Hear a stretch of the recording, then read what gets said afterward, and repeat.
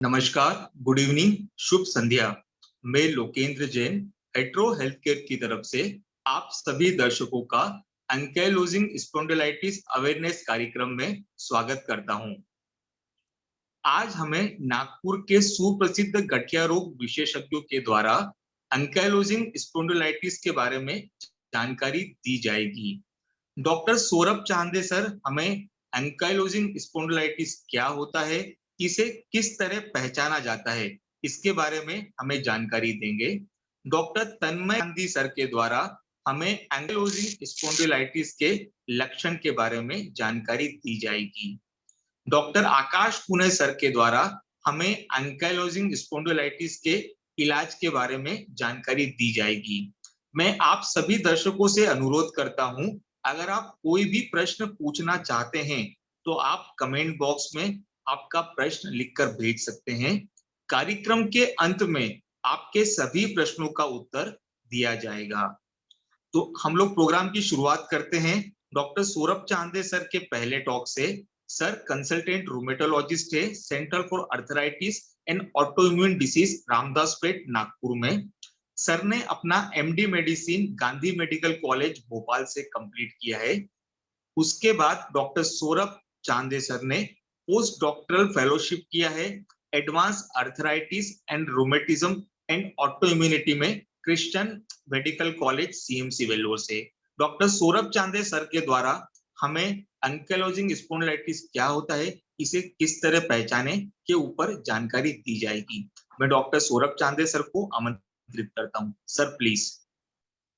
ठीक है, नमस्ते। मैं doctor Saurabh Chande, consultant rheumatologist, या फिर आप उनको गठिया रोग या फिर वात रोग विशेषज्ञ भी बोलते हैं। ठीक है, बेसिकली आज का हमारा टॉक है एंकोलोसिस स्पॉन्डिलाइटिस के बारे में।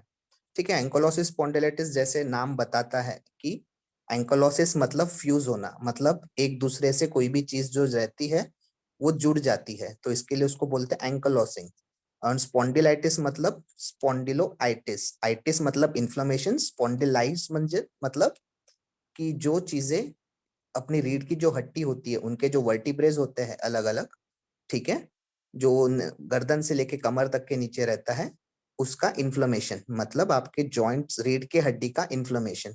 रीढ़ के हड्डी के इन्फ्लेमेशन के अलावा साथ में जो कमर में सैक्रोइलियक जॉइंट रहता है, मतलब दो जोड़, जो एक सैक्रम और दूसरा इलियम, ये आपके पेल्विस में दो बोन का कनेक्शन होता है, उसको सैक्रोइलाइटिस बोलते हैं। उस जॉइंट पे भी आपका इन्फ्लेमेशन वगैरह ये सारी चीजें होती है। ज्यादा करके ऐसा पाया जाता है कि ये तकलीफ जो आपको होती है, मतलब एंकाइलोसिस स्पॉन्डिलाइटिस में, इसमें आपका कब से ज्यादा कमर दर्द, पीठ दर्द, ठीक है, सुबह उठने के बाद में अकड़न, और बाकी के जॉइंट्स में ज्यादा करके तकलीफ होती है। उसमें सबसे सामान्य है एक आपका हिप जॉइंट और दूसरा आपका शोल्डर जॉइंट। तो जब ये तकलीफ होती है एंकाइलोसिस स्पॉन्डिलाइटिस की, ठीक है, तब इस चक्कर में ऐसा होता है कि जो अकड़न रहती है सुबह की, वो सबसे ज्यादा ये पेशेंट को सबसे पहले ध्यान में आता है, और बाकी की दर्द वगैरह ये सारी चीजें धीरे धीरे बढ़ती रहती है। Can I have the next slide? जैसे आप ये इमेज में देख रहे हो, जो आपके लेफ्ट साइड पे है वो नॉर्मल स्पाइन है, जिसमें जो नीले कलर का जो दिख रहा है वो रीढ़ की हड्डियों के बीच में डिस्क रहता है, जिसको स्पाइनल इंटरवर्टिबल डिस्क बोलते हैं।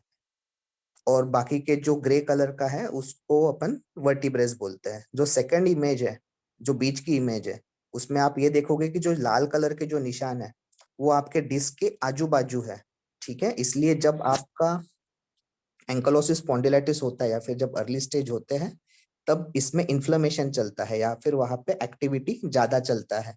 तो उसके कारण ये जो थर्ड जो इमेज है, लेट डेज में आप ये देखेंगे कि दोनों जो वर्टिब्रेज है एक दूसरे के साथ जुड़ जाती है, जिसको अपन फ्यूजन बोल रहे हैं। ये आपका एडवांस स्टेज होता है, जिसमें आपका फिर मूवमेंट ऑफ रिस्ट्रिक्शन, खास करके स्पाइन का, वो काफी ज्यादा होता है। Can I have the next slide?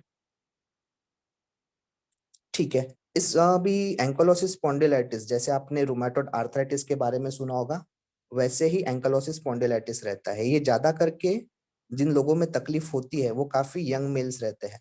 सबसे कॉमन कंप्लेंट जो अगर आप बोलोगे तो वो सबसे ज्यादा कॉमन रहती है क्रॉनिक बैक पेन। बट ये क्रॉनिक बैक पेन भी कुछ टिपिकल टाइप का होता है।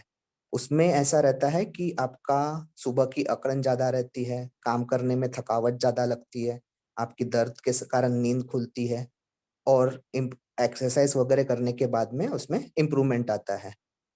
जैसे ही आपका स्पाइन का इन्वॉल्वमेंट होता है वैसे ही बाकी के जॉइंट्स का भी सिमिलरली उसी तरह का इन्वॉल्वमेंट होता है। अब ये नेक्स्ट स्लाइड प्लीज। ठीक है, अभी एंकोलोसिस स्पॉन्डिलाइटिस ये सबसे ज्यादा कब होता है?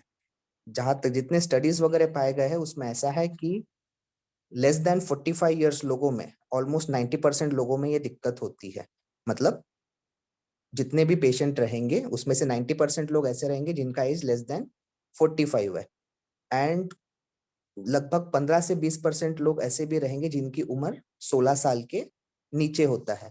तो उनको अपन नॉर्मली जुवेनाइल आर्थराइटिस मतलब बच्चों में होने वाला गठियावात इस कैटेगरी में उनको डालते हैं। इसके बाद में ये जो तकलीफ होता है, अब कैसा है कि दर्द हमेशा होता, अगर 3 महीने के ऊपर अगर जाता है तो ही फिर उसको अगर अपन इस क्राइटेरिया में डालते हैं कि वो एंकोलोसिस स्पॉन्डिलाइटिस हो सकता है, या फिर 3 महीने के नीचे उसको अपन बस ऑब्जर्वेशन में वगैरह रखते हैं। और ये जो तीव्रता रहती है दर्द की वो आपकी धीरे धीरे बढ़ती रहती है, और साथ में जो आपका जो शरीर में जो जकड़न भी है वो बढ़ते रहता है। Can I have next slide? ठीक है, आमतौर पे ज्यादा करके ये जो बीमारी है ये फीमेल्स से अधिक के मात्रा से ज्यादा मेल्स में पाई जाती है। मतलब अगर आप रेशियो देखोगे तो जैसे जैसे आजकल बीमारी के बारे में जानकारी बढ़ते जा रही है तो उसके हिसाब से हर 5 पुरुष के बाद में एक महिला ये इस रोग से पीड़ित होती है। वो इसलिए भी ऐसा है कि जो महिलाओं में जो प्रेजेंटेशन है इस बीमारी का वो स्पाइन से ज्यादा उनके जो बाकी के जो जॉइंट्स है उसमें ज्यादा होती है, खास करके जैसे शोल्डर जॉइंट, हिप जॉइंट, और जो बाकी के एसोसिएटेड चेंजेस रहते हैं एंकोलोसिस स्पॉन्डिलाइटिस में वो महिलाओं में थोड़ी अलग प्रेजेंटेशन रहती है, बट मेल्स में ये तकलीफ ज्यादा तक के पाई जाती है, मतलब रेशियो वाइज 5:1 में। और एज वाइज जैसे आपको बताया कि ज्यादा करके ये मैक्सिमम लोग आपको ये 45 ईयर्स के नीचे मिलेंगे, ऑलमोस्ट 90 to 95%। और बाकी के जो ऑलमोस्ट 30 एज के आसपास के लोग के इसमें यह पाया जाएगा अराउंड 80% लोगों में। अभी टोटल अगर आप पूरा प्रिवेलेंस वगैरह देखोगे तो भारत में अगर ऐसा एज पर जितने भी स्टडीज वगैरह हुए हैं उसमें इट इज लाइक कि 100 में से 0.2% लोगों में ये बीमारी मिलती है। मतलब पॉपुलेशन के हिसाब से अगर आप देखोगे तो लगभग 30 से 40 लाख लोग आज के तारीख में स्पॉन्डिलोआर्थराइटिस से पीड़ित है। अभी एंकोलोसिस स्पॉन्डिलाइटिस के मेन कारण क्या है? कारण अदरवाइज ऐसा कोई स्पेसिफिक चीज नहीं है, ये मोस्ट ऑफ द टाइम अनुवंशिक चीजें रहती है। किस पर्टिकुलर चीज के कारण ये तकलीफ आपकी बड़ी है ये बताना थोड़ा मुश्किल हो जाता है, बट एक जीन रहता है HLA-B27। नॉर्मली अपने जो WBCs रहते हैं जो इन्फेक्शन के साथ फाइट करना चाहते हैं, HLA-B27 एक प्रोटीन होता है जो WBCs के ऊपर रहता है, और ये जो WBCs रहते हैं ये नॉर्मली बाहर से आने वाले इन्फेक्शन के साथ में फाइटिंग करते हैं या फिर उनके खिलाफ ये एक्शन लेते हैं। बट जब ये जीन्स आपके इसमें प्रेजेंट रहता है तब वो अपने खुद के शरीर के जो ऑर्गन्स है या फिर जो जॉइंट्स है, खास करके स्पाइन और बाकी के जो जॉइंट्स होते हैं उसके ऊपर ये ज्यादा असर करता है। तो इसलिए ऐसा पाया गया है कि कुछ लोगों में अगर HLA-B27 पॉजिटिव है तो फिर ये तकलीफ उनमें रही हुई है। बट इसका मतलब ये नहीं है कि आपके सारे के सारे HLA-B27 वाले जो पेशेंट है उनको ये तकलीफ होगा ही होगा। अगर आप नॉर्मली एक सर्वे करोगे तो आपको ये पता चलेगा कि पूरे पॉपुलेशन में से, मतलब अगर आप 100 रैंडम लोगों को देखोगे तो उसमें से 5 से 6% लोगों में HLA-B27 जीन ये पॉजिटिव रहेगा। ठीक है, बट इसका मतलब ये नहीं है कि सारे के सारे पेशेंट्स को एंकोलोसिस स्पॉन्डिलाइटिस होगा ही होगा। बस उसमें से 5 से 20% लोगों में ही एंकोलोसिस स्पॉन्डिलाइटिस की दिक्कत मिलेगी। बट अगर आप उल्टा देखोगे कि अगर एंकोलोसिस स्पॉन्डिलाइटिस का कोई पेशेंट है तो उसमें आपको पाया मिलेगा कि उसमें लगभग 90% के आसपास लोगों में ये जो HLA-B27 का जो जीन है वो प्रेजेंट रहता है। इसीलिए अगर अगर आप किसी डॉक्टर के पास जाते हैं और अगर उनको बोलते कि मेरा HLA-B27 पॉजिटिव है तो उसके लिए डॉक्टर आपको बस उस रिपोर्ट के लिए ट्रीट नहीं करेगा। अगर आपका साथ में कोई लक्षण हो गए जैसे कि back pain, spine pain, joint pain, आंखें लाल होना, सोरियासिस, इन्फ्लेमेटरी बाउल डिजीज, अगर ऐसी कोई दिक्कतें अगर साथ में है तो ही आपको ट्रीटमेंट की जरूरत पड़ेगी, वरना नहीं पड़ेगी। और next slide please.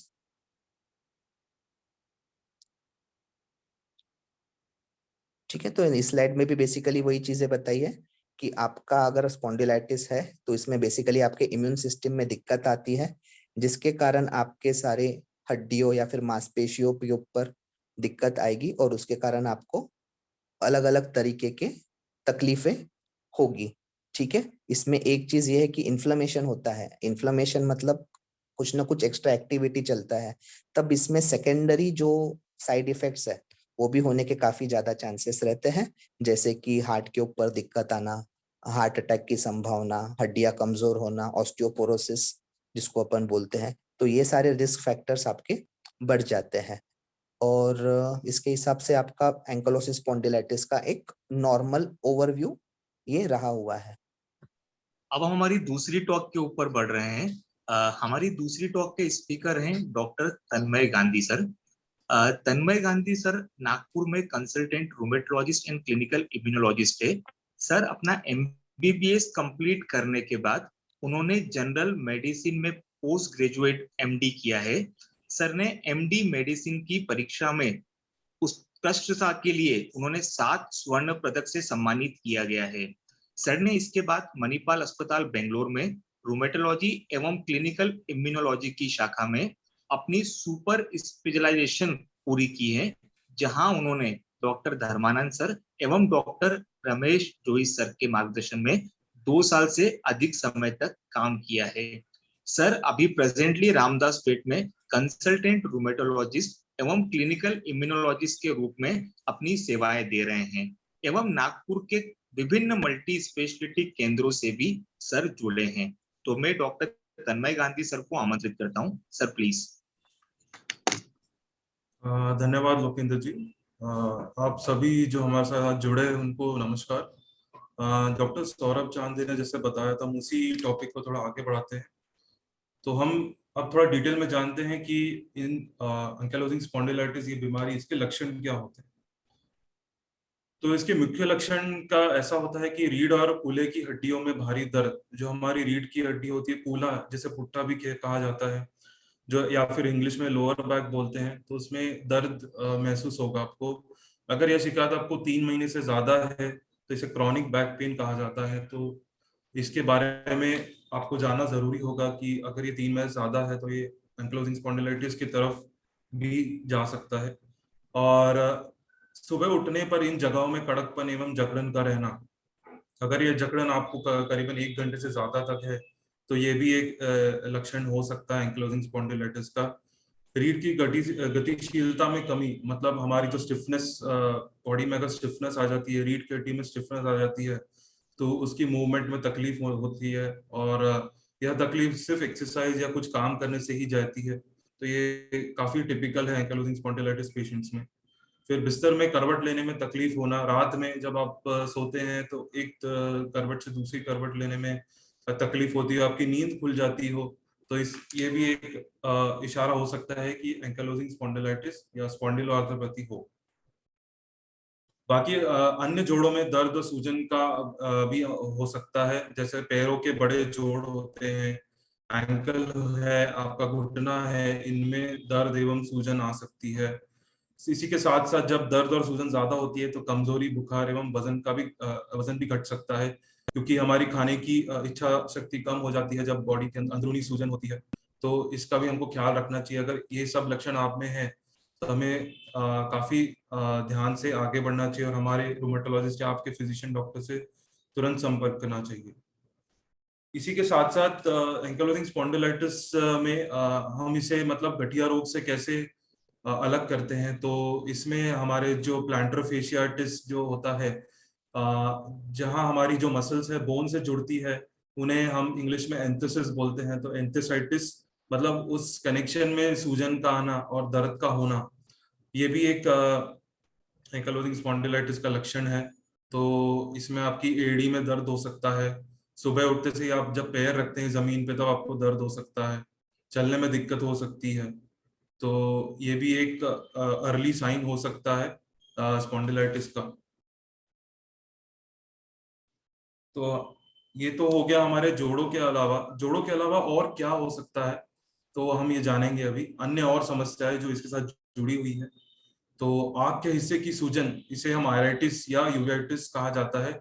आयराइटिस uveitis, uvea हमारे आंखों की एक लेयर होती है जिनमें खासतौर पर एंकिलोजिंग स्पॉन्डिलाइटिस पेशेंट्स में दर्द और सूजन आ सकती है, लाल हो सकती है, जैसे आप फोटो में देख रहे हैं। तो इस तरह की आंखें अगर जा चुकी है 2 से 3 हफ्ते तक ऐसी आपको परेशानी रही हो तो ये यूवियाटिस हो सकता है। और कभी कभी शुरुआत इसी तरह से हो सकती है, पहले आंखों का आना और फिर उसके बाद जोड़ों में दर्द। तो इसके बारे में हमें जानकारी होना बहुत जरूरी है। साथ साथ में आंखों की तकलीफ के साथ सांस लेने की समस्या है। तो ये क्योंकि पसलियों में दर्द आ सकता है, रीढ़ की हड्डी के साथ साथ पसलियां भी जो है कड़कपन उसमें आ सकता है। इसकी वजह से हम जब लंबी सांस लेते हैं उसमें दिक्कत होती है। तो रात में भी हमारी नींद खराब हो सकती है क्योंकि सांस लेने में तकलीफ होने लगती है।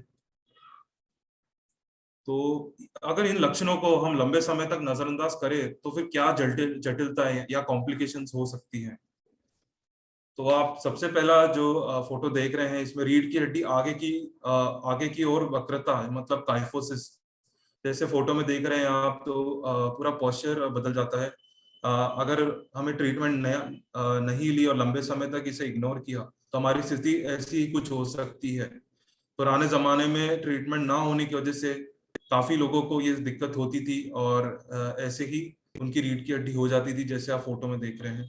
दूसरा है कि रीढ़ की हड्डियों का आपस में जुड़ जाना, जैसे डॉक्टर सौरभ ने कहा था, एंकलोसिस।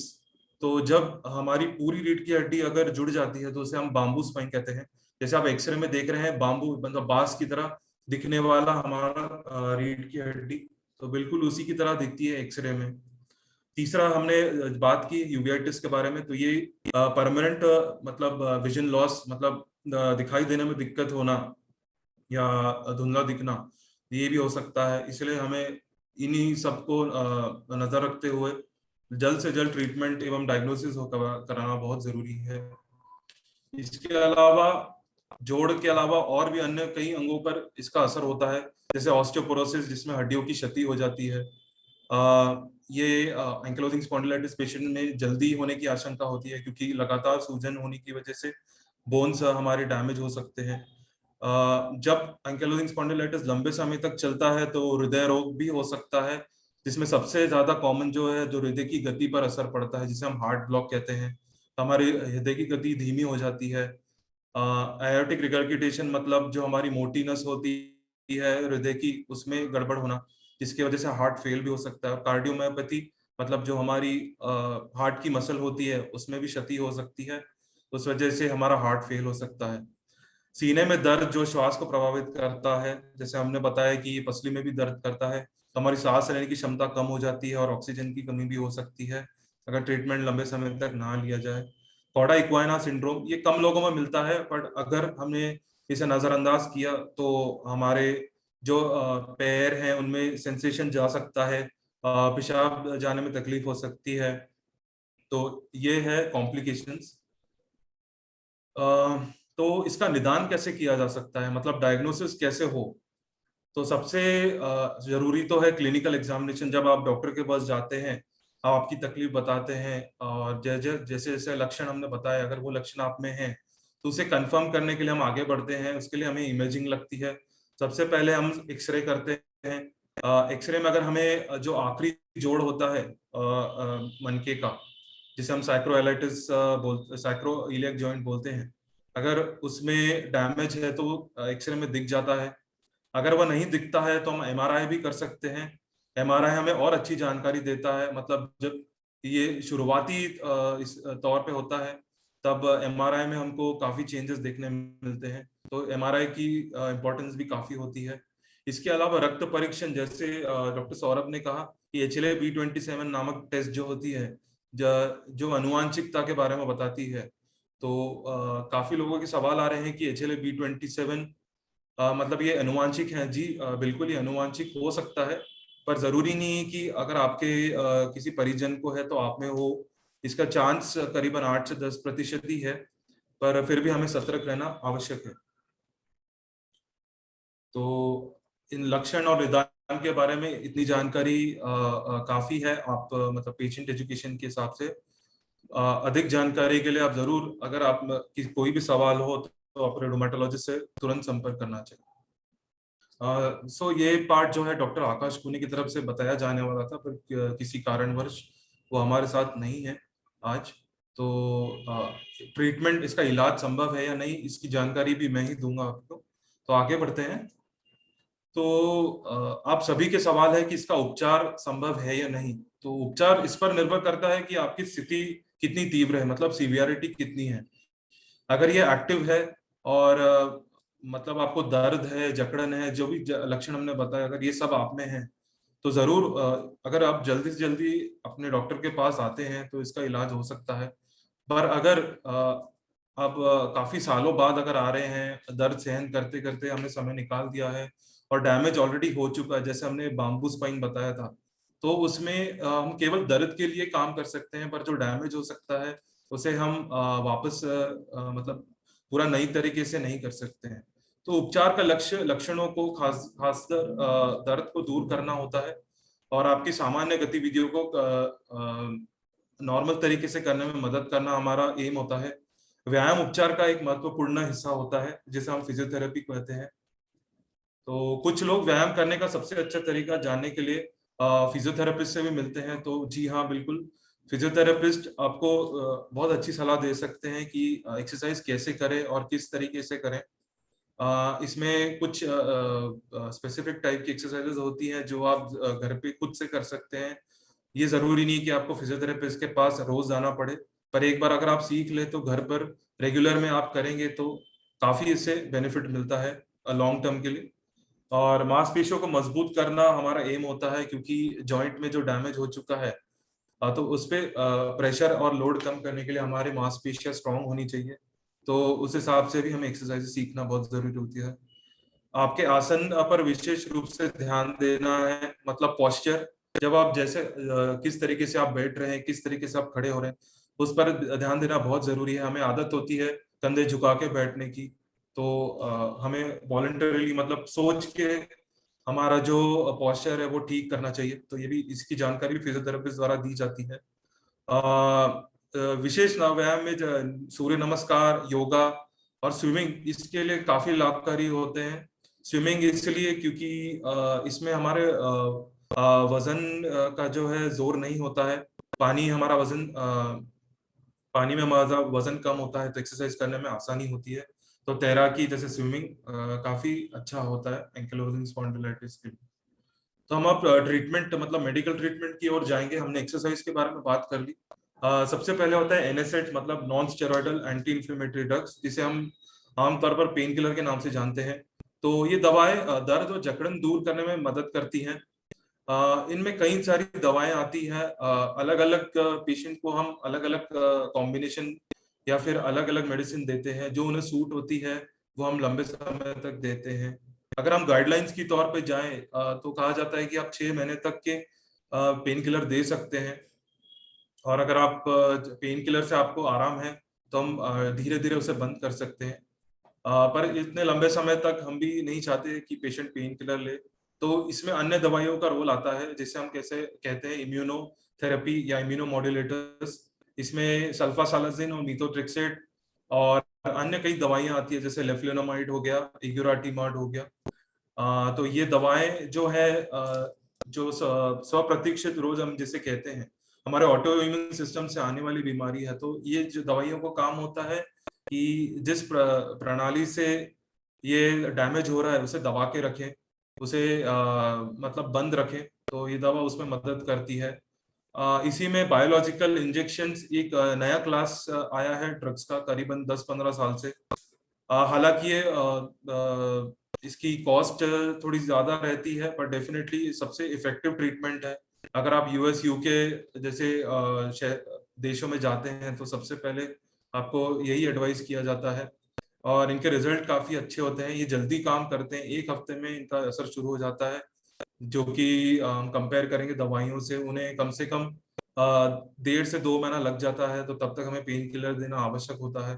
तो बायोलॉजिकल का रोल यही आता है कि जल्दी काम करते हैं। तो इसमें हमारे अलग अलग नाम के बायोलॉजिकल से, जैसे इन्फ्लिक्सिमाब, अडालिमोमाब, इटरनासेप्ट, गोलीमोमाब, तो ऐसे और भी नए टाइप के बायोलॉजिकल्स हैं जो हम ट्रीटमेंट के लिए यूज करते हैं। सर्जरी, कुछ लोगों को गंभीर जैसे समस्या होती है जिनमें फ्यूजन हो गया है, नस दब रही है, तो उनमें सर्जरी का रोल आता है। तो स्पाइन सर्जरी, स्पाइन सर्जन का रोल जरूर तब आता है। उसके बाद जब डैमेज हो जाता है, अगर आप लेट आते हैं डॉक्टर के पास और डैमेज ऑलरेडी हो चुका है, जैसे आपके बड़े जो जैसे हिप जैसे यहाँ पे दिखाया गया है, तो हमें हिप रिप्लेसमेंट भी करना पड़ सकता है, जिसमें आप में मूवमेंट में काफी सुधारता आती है। तो ये जो है ऑर्थोपेडिशियन डॉक्टर, जो हड्डी के डॉक्टर है, वो करते हैं। तो सबसे बड़ा सवाल अब यही पूछते हैं लोग कि हम इससे बचने के लिए क्या करना चाहिए, तो हम इसके बारे में थोड़ा डिस्कस करेंगे। तो जैसे हमने बोला, सही समय पर लक्षणों को पहचाने। हमने जो जो लक्षण आज डिस्कस किए हैं वो उसकी जानकारी होना बहुत जरूरी है, तो उसे इग्नोर ना करें, जल्द से जल्द डॉक्टर से मिले, सही समय पर चिकित्सक के पास जाए, जैसे मैंने वही कहा। फिर सही डायग्नोसिस और निदान होना बहुत जरूरी है। बताए गए तरीके से दवाई ले, दवाई अपने मन से ना ले। अगर आप को आराम है तो दवाइयां बंद ना करें, क्योंकि दवाइयों के वजह से ही आपको आराम होता है। अगर आप बंद करेंगे तो ये प्रक्रिया फिर से शुरू हो जाती है और दर्द, सूजन और डैमेज फिर से शुरुआत हो सकती है। खान पान का परहेज, जिसके बारे में हम आगे और डिस्कस करेंगे। वजन घटना, तो ये लाइफस्टाइल मॉडिफिकेशंस में आता है, तो हमें एक एक्टिव लाइफस्टाइल रखना बहुत जरूरी है। हमारा वेट कंट्रोल होना चाहिए, हमारा जो आइडियल वेट हमारे हाइट के हिसाब से होता है, तो उसकी तरफ हमें काम करना चाहिए। तो डाइट और एक्सरसाइज दोनों हमें हमारा वेट कंट्रोल करने में मदद करती है। और नियमित एक्सरसाइज, व्यायाम, जैसे हमने फिजियोथेरेपी के बारे में बात की, तो आप सीखिए। आप जब सीखते हैं तो उसे घर पे जरूर करिए, और एक रूटीन बना लीजिए कि ये आपको उठ के एक्सरसाइजेस करनी है। अगर वो भले ही स्विमिंग हो या एक्सरसाइजेस हो, घर में एक्सरसाइजेस हो, योगा हो, ये सब आप कर सकते हैं। तो हम अभी आहार के बारे में बात करेंगे कि आहार किस प्रकार का, क्या खाना चाहिए और क्या नहीं खाना चाहिए। तो सबसे पहले जो है मीठा। तो मीठे के वजह से, मीठा या शक्कर, इसके वजह से बॉडी की अंदरूनी सूजन बढ़ती है, तो हमें कम से कम मीठा खाना चाहिए। ये हमारे वेट को भी कंट्रोल रखने में मदद करता है, और अंदरूनी सूजन को भी कम रखता है।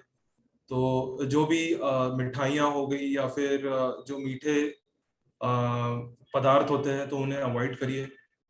फ्राइड फूड्स और जंक फूड अवॉइड करिए, इसमें काफी तेल और मसाला होता है, जिससे हमारी जो पेट जो है बराबर साफ नहीं रहता है। और ये आप नहीं जानते होंगे, पर हमारा 70% इम्यून सिस्टम पेट में होता है, तो हमारा पेट का सही होना बहुत जरूरी होता है हमारे इम्यून सिस्टम को सही रखने के लिए।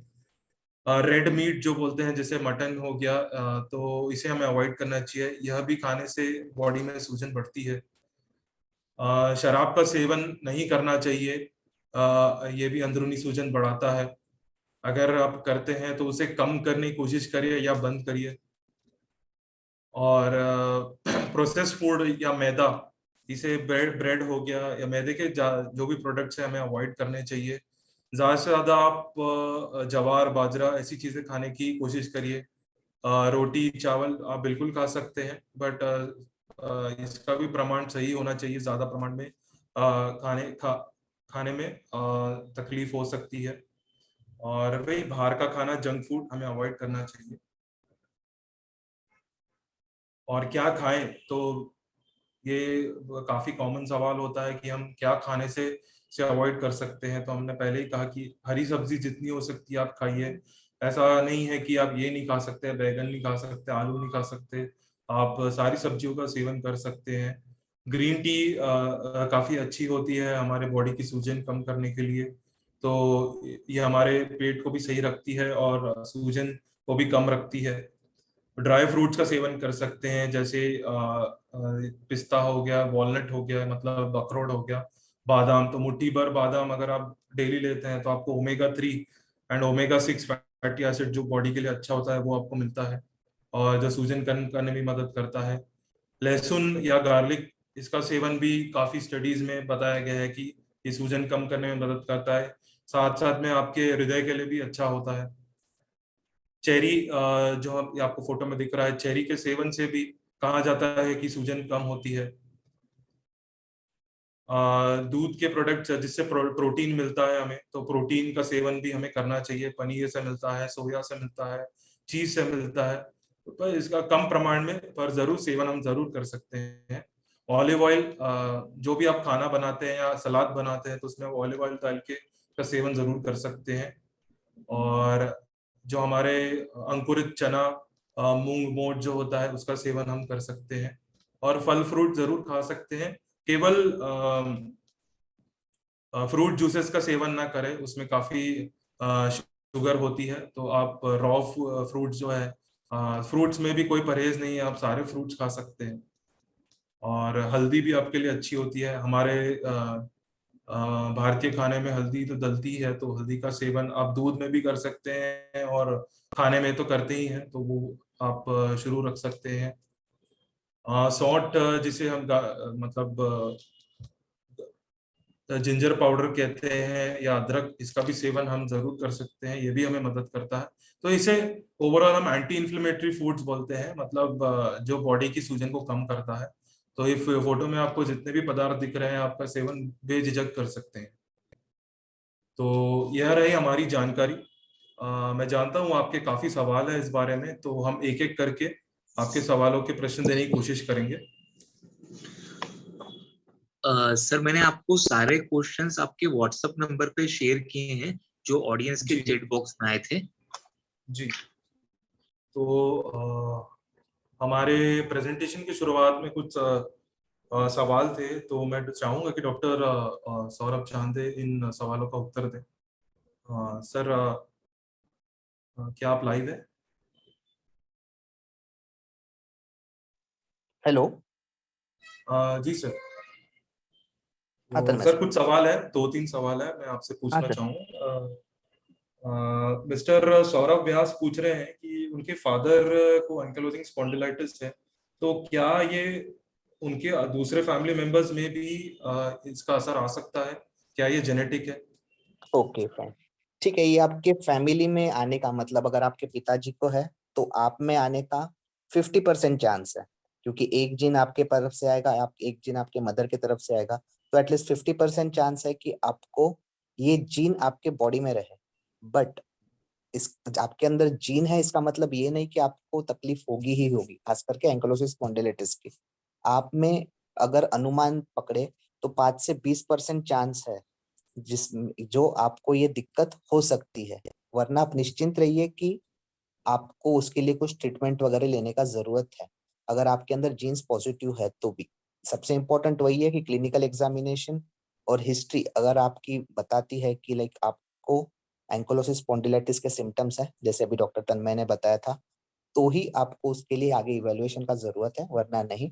बट हाँ, आप बोल सकते हैं कि अनुवंशिक चीज है। सर, एक और सवाल है, काफी सवालों के उत्तर तो हमने दिए हैं, पर एक थोड़ा स्पेशल सवाल है कि हमें प्रेगनेंसी के वक्त एंकाइलोजिंग स्पॉन्डिलाइटिस में क्या एक्स्ट्रा केयर रखनी चाहिए? ओके, सबसे इम्पोर्टेंट है आपका प्रेगनेंसी के टाइम पे, सी नॉर्मली प्रेगनेंसी के टाइम पे वैसे ही आपका बैक पेन, ये काफी चीजें कॉमन होता है। मतलब अगर आपको एंकोलोसिस स्पॉन्डिलाइटिस नहीं है फिर भी आपको बैक पेन होना ही होना है, ठीक है, क्योंकि जो यूट्रस का जो वेट है, जो बेबी का वेट है, वो आपके पूरे पीठ पे आता है। तो प्रेगनेंसी के टाइम पे सबसे इम्पोर्टेंट क्या है कि आपको देर आर चांसेस कि मतलब आपका तकलीफ बढ़ जाए प्रेगनेंसी के टाइम पे, बट अपने जो मेडिसिन आपकी जो चलती है वो इसके हिसाब से चलती है कि जो प्रेगनेंसी में सेफ हो, जैसे कि सल्फासालाजिन हो गया। बाकी कुछ बायोलॉजिकल्स वगैरह है जो पहले बस आपके पहले 3 महीने में ही आप ले सकते हैं, बट बाद में आप नहीं ले सकते। या फिर कुछ ऐसे मेडिसिन है जो सेकंड ट्राइमेस्टर मतलब पहले 6 महीने तक के ले सकते हैं। तो ये तो मेडिसिन के लिए है, बट सबसे इम्पोर्टेंट पार्ट है आपका फिजियोथेरेपी।